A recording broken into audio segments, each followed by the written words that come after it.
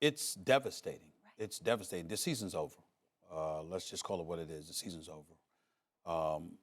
Keep in mind that before Steph Curry got hurt, they were down 29 points in the first quarter. Yeah. How does that happen? That's how horrific their defense has been. Mm-hmm. Now, I want to preface my comments by saying this. I hope Steph Curry has a full recovery. I love this brother as a person and as a superstar in the NBA. He represents everybody incredibly, incredibly well, him and his wonderful family and the whole bit. And I don't want anybody to take this wrong because I'm wishing him a speedy recovery.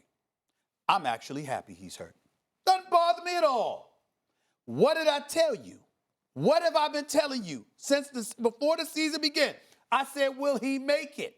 My number one concern as I sat up here. Yeah, you did. I kept saying. You said he's going to they going to. Now, that didn't happen yesterday, obviously, on that play. But it was a with guys sliding under, trying to draw offensive fouls from the weak side. They got to do something about that.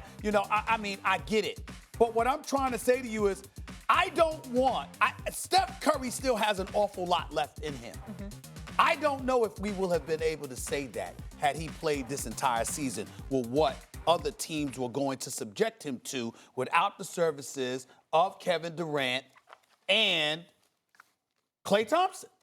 My number one concern was what he's going to physically be exposed to, because the brother is an elite player and the greatest marksman, the greatest sniper this game has ever seen. And without Klay Thompson, I don't like Steph Curry out there by himself. Not against these dudes. So my attitude was when he went down yesterday, I'm like, he'll be fine. All right, he broke his hand. He gonna feel left hand, not the right hand. The left hand. I hope they exaggerate it. Even if he's ready to come back in 2 months, I hope they say 6. I hope that I don't see Steph Curry again this year, because that means when he does come back, Klay Thompson will also be back. And oh, by the way, they will have taken D'Angelo Russell or whatever else they have in their staple and manipulate that into getting an even greater asset pair with Klay and Steph. That's what I want to see. I don't want to see Steph exposed out there with a bunch of novices, because they got like 9 new faces, 9 dudes under 23 years of age. I don't want that for Steph Curry. So I'm glad he's out. All right, and I don't want to see him again this year. That's where I was going. First, props where it's due. You said that he's not going to make it through the year because of the offensive load he'll have to carry and the way they'll be going at him. Now, that was a freak thing that happened. However, it was apparent so far that guys it's not just that they were falling and swiping at him. Yep. People were doing exactly what you said they do, and ultimately he is hurt with a hand injury, even if it was a freak kind of thing, so you get your props. I agree, this is actually a good thing for the Golden State Warriors. And you touched on it, your last point that you made. D'Angelo Russell, you know why he had the value he did last year? Due to injury, he got to start, and he was a high-usage player. He's not an extremely efficient player, D'Angelo Russell, though not that inefficient. He's a good player who looks a little better than he is when you give him a lot to do. That's what's going to happen right now in the Golden State Warriors. D'Angelo Russell's going to have a lot to do. His stock will consequently go up.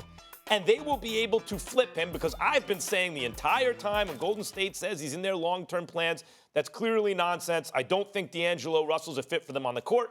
I don't think he's a fit for them in the locker room.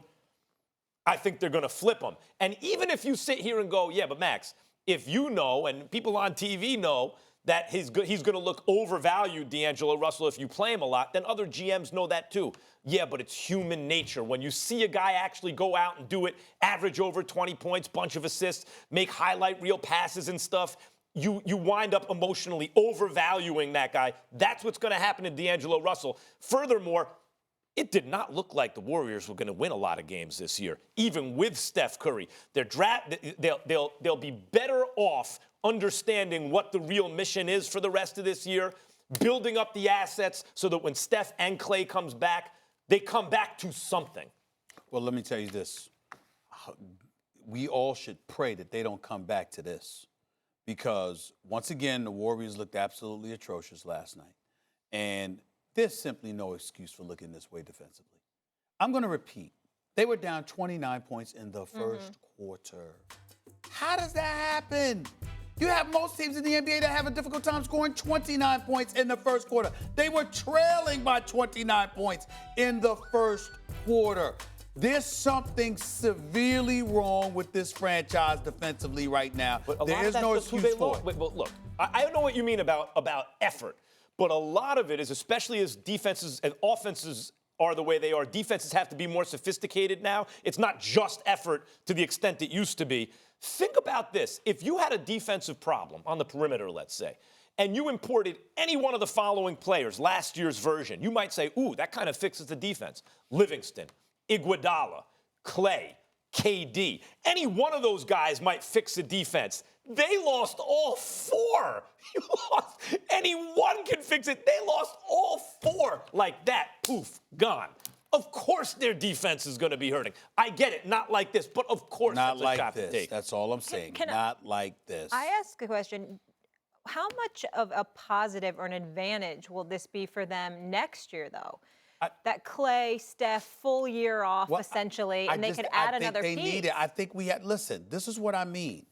We have to take into consideration these guys are 5-time Western Conference champions. Long five seasons. consecutive years. Over 100 games each of the last 5 years. There's a lot that their bodies have toiled. So when you look at it from that perspective, look, man, they need a break. They need a break. It wouldn't bother. Listen, this sounds bad, but it wouldn't even bother me if Draymond ended up getting hurt. He's been playing too. I think they all need a break. Keep in mind. I think they all need a break. Thanks for watching ESPN on YouTube. For more sports highlights and analysis, be sure to download the ESPN app. And for live streaming sports and premium content, subscribe to ESPN+.